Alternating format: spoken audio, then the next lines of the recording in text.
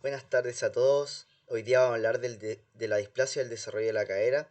El último tema que vamos a ver como la semana de traumatología y repaso online. Mi nombre es Ignacio Amaro, interno de medicina de la Universidad de Talca. Esta es la hoja de ruta. Primero vamos a hablar un poco de la displasia de cadera, como su definición, la epidemiología del cuadro clínico, hablar un poco del examen radiológico, cómo vamos a pedir este examen, cómo lo vamos a interpretar, porque es una herramienta que es muy útil para nosotros llegar a un diagnóstico y también tomar decisiones, cuál es el manejo según la guía GES y las conclusiones respecto a esta patología. Primero, por definición, es una enfermedad ortopédica presente al nacer que genera una alteración en la anatomía de la cadera. Ya la anatomía de la cadera está conformada por el fémur, el cuello del fémur, la cabeza femoral, que se articula con el acetábulo de la pelvis. ¿Ya? Se puede presentar en forma aislada o una manifestación de otra enfermedad como parte de un síndrome congénito y otro nombre que presenta la enfermedad luxante de cadera. La epidemiología chilena tiene una incidencia de 1 a 2 por cada 1000 recién nacidos vivos, más presente en las mujeres, 1 a 5 por cada hombre, principalmente es unilateral y asociado a otras malformaciones. ¿Cuáles son los factores de riesgo que tenemos?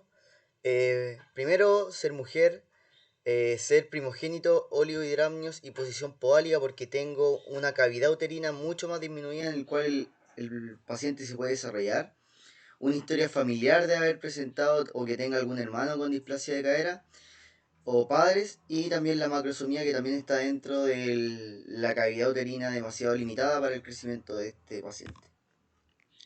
Por patología tenemos distintas presentaciones o formas que se puede presentar esta enfermedad. Uno puede ser una articulación que sea estable, donde la cabeza femoral con el acetábulo tienen un contacto estrecho, pero tiene cierto grado de displasia.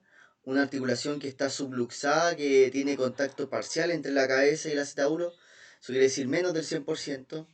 Una articulación que es luxable al momento de yo realizar el examen físico por medio de la maniobra de Barlow, que le voy a explicar cómo se hace en el examen físico.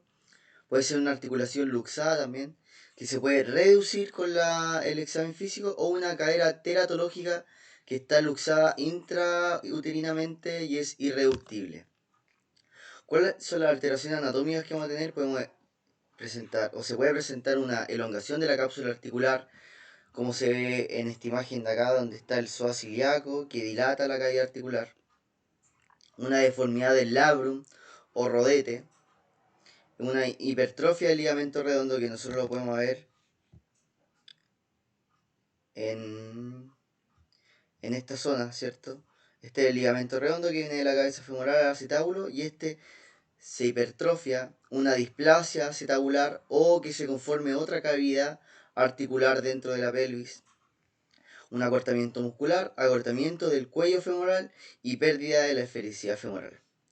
¿Cuál es la presentación clínica? Recordemos que estos pacientes son pacientes recién nacidos principalmente, o que tienen una evolución hasta el año, y hasta el año es nuestro límite para nosotros poder tratarlo de una buena manera y que no sea una intervención tan desgarradora para el paciente o para la familia. Uno se puede presentar de manera sintomática. Nosotros vamos a realizar un examen a los 3 meses y nos vamos a dar cuenta que este paciente tiene una displasia de cadera, pero nunca tuvo alguna presentación. Puede presentarse con asimetría de los pliegues cutáneos, asimetría en la abducción de la cadera cuando los padres o algún familiar le cambia los pañales a este recién nacido y se da cuenta que al momento de realizar una abducción tiene una limitación en alguna de sus dos extremidades. Una longitud de la pierna es desigual, que nosotros lo vemos como el signo de Galeazzi en el examen físico. Y la marcha normal con carga o dolor a la marcha, y yo lo dejé aquí en la presentación con rojo porque esto quiere decir que nosotros ya llegamos tarde a diagnosticar la patología y el paciente ya generó alguna malformación considerable en su anatomía. Y esto nosotros lo debemos complementar con el examen físico. Tenemos varios signos que nosotros podemos ir a buscar específicamente. En pacientes menores de 3 meses tenemos la maniobra de Barlow, que es luxar la cadera al momento de yo realizar una aducción y una depresión del fémur flexionado hacia posterior del paciente, y esta cadera se va a luxar. Y la maniobra que es contralateral, donde yo realizo una abducción de la cadera, elevación del fémur flexionado y este va a volver a caer dentro de la cavidad articular. Entonces, en la maniobra de Barlow, yo luxo la cadera del paciente, y en la maniobra de Ortolani, yo reduzco nuevamente esta cadera.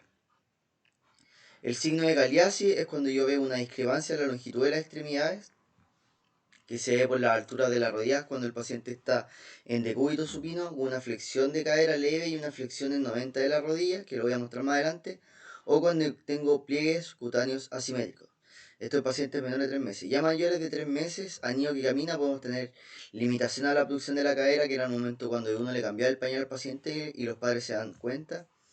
Una oblicuidad pélvica o una marcha en Trendelenburg, que esto ya es un paciente que tiene una displasia mucho más avanzada. Aquí tenemos la limitación a la abducción al cambio del pañal, el signo de Galeazzi. Podemos ver que una rodilla está un poco más alta de la otra porque esta presenta un acortamiento, y la simetría de los pliegues.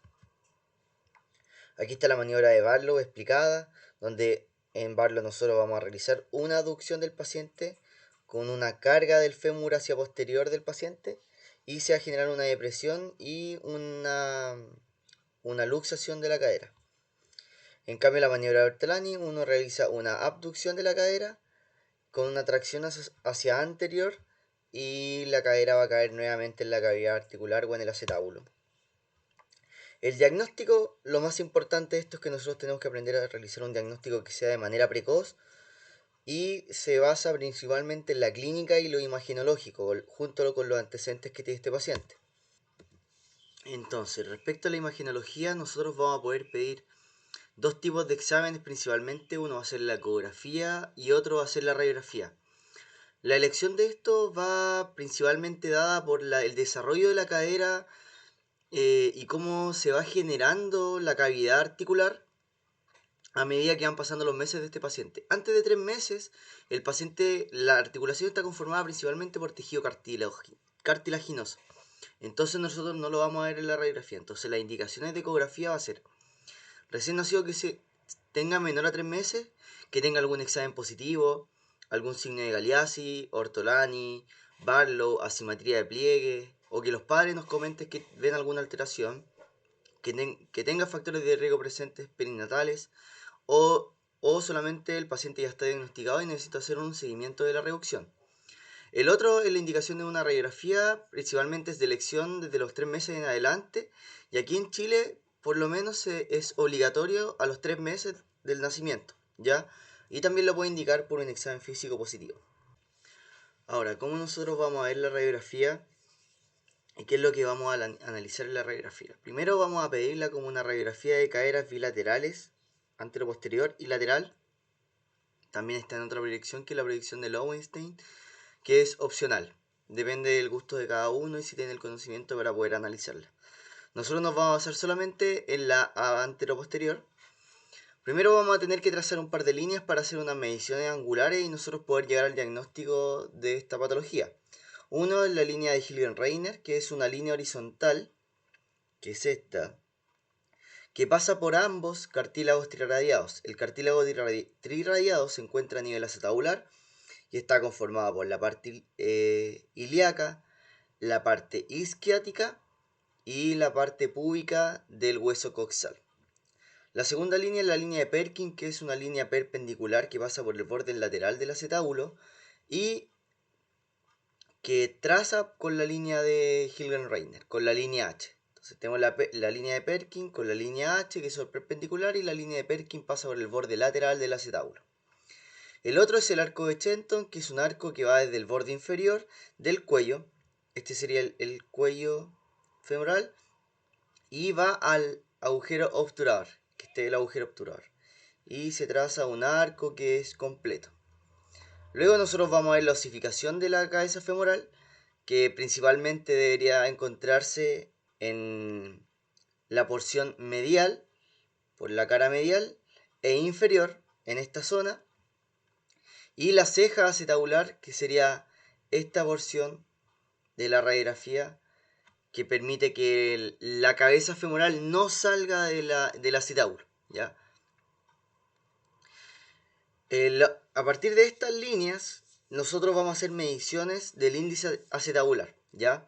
Entonces tenemos la línea de Perkin, tenemos la línea H, tenemos el arco de Shenton y también tenemos una línea acetabular, que es una línea que pasa por los dos bordes, el borde medial y el borde lateral del acetábulo, y pasa como una tangente por el acetábulo. Y el ángulo acetabular va a ser el ángulo que se forma entre la línea H y la línea acetabular, que sería este ángulo que muestro aquí en la flecha. ¿Ya? Aquí tenemos otra imagen que está un poco mejor explicado, el cartílago trirrayado, ¿cierto? La línea H, la línea de Perkin que pasa lateral al acetábulo, ¿cierto? Y va perpendicular a la línea H. El núcleo de osificación que se encuentra en la porción medial e inferior. Y el arco de Shenton, que es un arco que es continuo. Aquí también está el ángulo acetabular con la línea acetabular. Si nosotros lo comparamos con este lado de la cadera, nos vamos a dar cuenta que tenemos la línea H, tenemos la línea de Perkin, y primero esta cadera no tiene ceja acetabular. Si la comparan, aquí no tiene ceja, y aquí sí tiene ceja, que permite que la cabeza femoral se mantenga dentro de la cavidad. Vamos a tener un ángulo acetabular que va a ser mayor a 30, que eso también me va a dar el diagnóstico. Y un arco de Shenton que no es continuo, ¿ya? Y tampoco estamos viendo el núcleo de osificación. Y si vemos la línea de Perkin, nos damos cuenta que la metáfisis del fémur se encuentra más hacia lateral, y aquí a diferencia la línea de Perkin pasa por la porción media del fémur. Entonces a partir de eso nosotros vamos a tener la historia clínica, ¿cierto? Con los antecedentes de este paciente, vamos a realizar el examen físico y vamos a tener una radiografía positiva, en la cual no va a presentar ceja, va a tener un índice acetabular mayor a 30, va a tener un retardo en la osificación del núcleo, o el núcleo de la cabeza femoral de osificación no se va a encontrar en la porción medial, sino que se va a encontrar lateral, un arco de Shenton que es irregular, etc. ¿Ya? Y tenemos dos formas de tratamiento, uno es el conservador y el otro es quirúrgico, y el objetivo es que se mantenga una reducción que sea concéntrica, que sea estable y que sea conservada en el tiempo. En el manejo conservador va a ser la elección en un diagnóstico precoz, y nosotros pensamos que aquí en Chile uno pide una radiografía a los 3 meses. La radiografía la va a analizar el especialista ortopedia y va a dar el diagnóstico, y el tratamiento va a ser precoz. Si nosotros nos demoramos en el diagnóstico, vamos a tener también un retardo en el tratamiento, ¿ya? Y no vamos a tener opciones tampoco de poder realizar un manejo conservador. ¿Cómo va a ser el manejo conservador? Se realiza una flexión de la cadera en abducción por medio de unas correas o arnés de Pavlik, ¿ya? Que es lo que nosotros tenemos al paciente acá. Tiene el arnés que mantiene una flexión de cadera y una leve abducción, y eso permite, si uno se acuerda de la maniobra de Ortolani, donde uno realizaba una leve abducción y con una flexión, eso permite que mantenga mayor contacto la cabeza femoral con el acetábulo y no se pierda la anatomía de la cavidad articular, ¿ya? Principalmente es en pacientes que son diagnosticados antes de los 6 meses, hasta los 10 meses uno le puede dar un tratamiento conservador. Pero ¿cuáles son las complicaciones? Necrosis vascular, una parálisis del nervio femoral y una subluxación. Ahora, el tratamiento quirúrgico es de elección para pacientes que tienen más de un año, que no mejora con el tratamiento con el arnés de Pavlik, o que tienen una displasia teratológica, ¿ya? ¿Cuáles son las opciones? Tenemos la cirugía de partes blandas, como tenotomías, tracciones, algunos yesos. Tenemos la cirugía ósea también, que sería osteotomías femorales, pelvianas o de ambas, dependiendo del grado que tenga. Y complicaciones también propias de la cirugía, como infecciones, fractura o reabsorción ósea. Y siempre, siempre, siempre el manejo de estos pacientes es por medio especialista. Aquí es un poquito del arnés de Pavlik, que es importante que nosotros conozcamos cómo se utiliza, o cómo aumentar la adherencia de la familia a que este paciente utilice el arnés de Pavlik en la mayor cantidad de horas posible al día, ¿ya? Entonces nosotros debemos educarlo en su uso para aumentar la adhesividad, que tenga un uso adecuado del arnés, que no falten a los controles, y recordarle siempre que el uso va a ser permanente, que tiene que ser una flexión en abducción, que tiene que ser 23 horas al día, que debe tener solamente 1 hora de reposo del arnés, que va a ser cuando uno le cambien pañales o se cambie la ropa del paciente, etc. Los primeros días uno lo va ajustando dependiendo de lo que opine el especialista, ¿cierto? Y debe tener un control periódico cada 1 o 2 meses a cómo va evolucionando. ¿Cómo uno va midiendo la evolución de este paciente? Como ya iniciamos el tratamiento, le pusimos el arnés, tenía un índice acetabular mayor a 40, por ejemplo.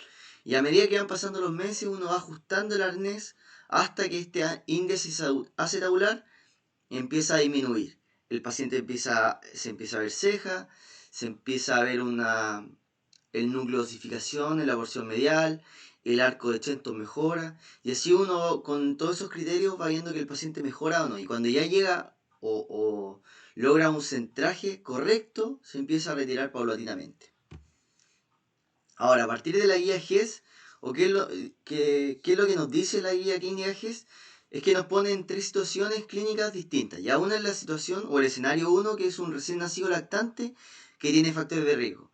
Algún antecedente de algún hermano, de algún oligohidramnios, que sea un paciente con aumento de peso, ¿cierto? Al momento de nacer, o que venga en posición podálica, ¿ya? En ese caso, nosotros vamos a realizar una interconsulta inmediata a ortopedia y tiene que ser una consulta por ortopedista, ¿ya? ¿Y qué es lo que va a hacer el ortopedista o el especialista? Va a hacer un examen físico y recuerden que antes de los 3 meses el examen de elección va a ser una ecografía, ¿ya? En caso de que esté normal, se refiere al centro de salud con su informe, se hace una contrarreferencia al CEFAM y para que siga su tratamiento y con sus controles de niño sano. Y en caso de que esté normal, el ortopedista va a iniciar el tratamiento con el arnés de Public en flexión y abducción y los controles periódicos que van a ser indicados por el especialista. El escenario 2 es el lactante de 3 meses, en el cual todos van a tener un examen físico y van a tener una radiografía presente, porque recuerden que es parte de la guía GES. A los 3 meses todos los recién nacidos deben tener una radiografía de caderas, ¿ya? Vamos a realizar la interconsulta a ortopedia. Ellos van a realizar nuevamente el examen físico y la radiografía de pelvis, que va a ser de elección si está normal, nuevamente contra referencia a su centro de salud, al CEFAM al que está asociado, para seguir con su manejo o su control de niños sanos. Y si está normal, aún estamos a tiempo para iniciar el tratamiento. Puede ser al arnés de Public y ver cómo evoluciona. Y el escenario 3 ya es un paciente un poco más complicado, con un diagnóstico más tardío, que va a tener obviamente un daño más severo de su articulación. Y nosotros lo vamos a sospechar principalmente por una marcha con claudicación o una radiografía de pelvis alterada. El ortopedista va a realizar el examen físico con una radiografía. En caso de que esté normal, va a seguir con su control de niño sano. Si está normal, va a dar el tratamiento. Y dependiendo del grado, en este caso el especialista puede pedir un TAC para ver bien cuál es la alteración y realizar una preparación quirúrgica, ¿ya? Aquí vamos a ver un par de casos clínicos, ¿ya? Pregunta número 1, vamos a tener un bebé de 6 semanas que refería a su consultorio por preocupaciones de displasia del desarrollo de la cadera. En el examen físico, nota una prueba de Ortolani positiva. Recuerden que la maniobra de Ortolani positiva era cuando yo tenía un paciente con una cadera luxada, realizaba una abducción y una tracción hacia anterior de la cadera o del fémur y este volvía a estar en la posición que corresponde o se volvía a reducir, ¿ya? Se hizo el tratamiento con un arnés de Public. Entonces fui diagnosticado e inició el tratamiento. ¿Cuál de las siguientes modalidades de diagnóstico por imágenes se debe utilizar en la visita de seguimiento de 2 semanas? Voy a dar un tiempo para que lo respondan. Analícela bien.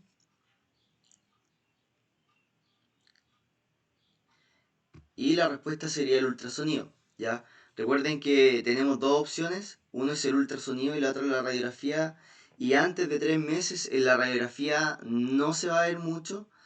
Y la radiografía se pide de los 3 meses en adelante. Ya el ultrasonido, cuando yo tengo paciente con factores de riesgo o algún examen físico alterado antes de ese tiempo, el examen de elección es el ultrasonido. Ya la resonancia también es un buen examen, pero no se pide porque es una prueba cara y no me va a entregar más información de la que yo necesito para hacer un tratamiento.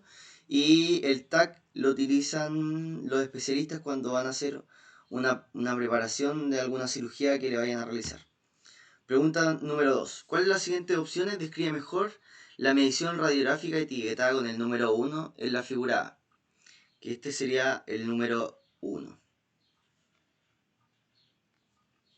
Voy a dar un tiempo para que ustedes la respondan. Piénsela bien.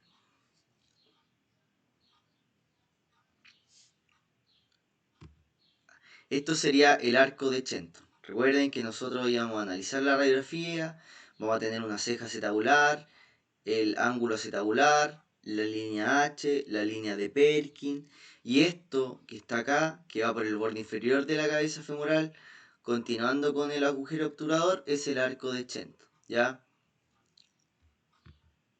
Pregunta número 3. En pacientes mayores de 12 meses de edad con displasia del desarrollo de la cadera, es probable que estén presentes todos los siguientes hallazgos del examen físico, excepto: tenemos abducción limitada de la cadera, tenemos una maniobra positiva de Ortolani, tenemos longitudes asimétricas de piernas, la D, una marcha de Trendelenburg y una oblicuidad pélvica. ¿Cuál de los siguientes no se va a presentar, o que estén presentes todos los siguientes, excepto cuál no va a estar presente? ¿Ya? ¿Cuál de los siguientes hallazgos no va a estar presente en un paciente mayor a un año? ¿Ya? Y recuerden que es la maniobra de Ortolani. ¿Ya? Ortolani, Barlow y principalmente también parte de los pliegues son alteraciones en el examen físico que se ven antes de los 3 meses. ¿Ya? Luego de eso, la posibilidad de una reducción y una luxación de la cadera por medio de la maniobra de Ortolani-Barlow es casi imposible, ¿ya? Y la última pregunta, que es la pregunta número 4, ¿cuál de las siguientes figuras muestra una línea de Perkin?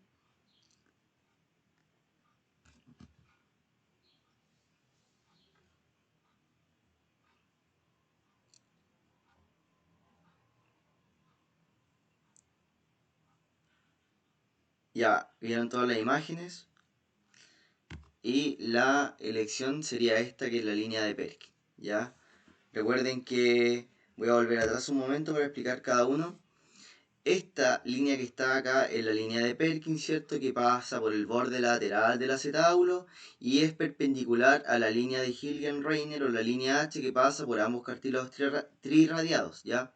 Esta es la línea H, estos son los arcos de Shenton, ¿cierto? Esta es una cadera luxada y este es un arco de Shenton que tiene una continuidad. Esto sería la línea acetabular, que con la línea H forma el ángulo acetabular. Y esto es otra línea que se utiliza para descartar una patología que se llama una epifisiolisis, ¿ya? Se llama la línea de Klein. ¿Cuáles son las conclusiones entonces? La displasia de cadera necesita un diagnóstico precoz, y además para eso necesitamos dar un tratamiento precoz, ¿ya? Lo más importante es hacer el diagnóstico precozmente, nosotros derivarlo al ortopedista, al especialista, para que le den el tratamiento precoz, ¿ya?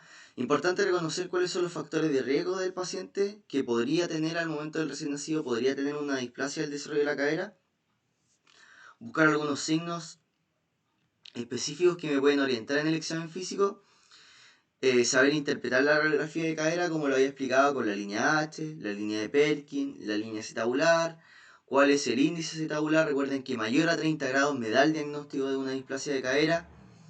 El manejo de elección antes del año el arnés de Public, y debemos saber educar y enseñar a los padres del uso del arnés, porque eso va a aumentar la adhesividad y va a mejorar el manejo y el pronóstico de este paciente. Eso sería todo. Muchas gracias.